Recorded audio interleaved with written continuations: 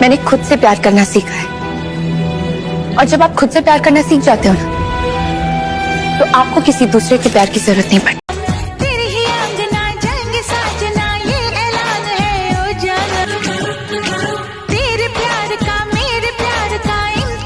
दोस्तों, आज मैं लेकर के आई हूँ आप लोगों के लिए शिवानी के साथ साथ अवनी की ये प्यारी सी डांसिंग वीडियो।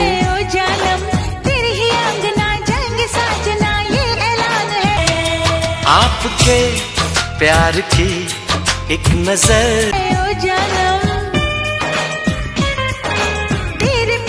दोस्तों आप लोगों ने आज शिवानी कुमारी को देखा है एक अलग ही अंदाज में, और ये अंदाज आप लोगों को इनका कैसा लग रहा है? नजर ने नजर से मुलाकात। दोस्तों आप लोगों को अवनी की डांसिंग कैसी लगती है अपने कमेंट्स में ज़रूर बताइएगा।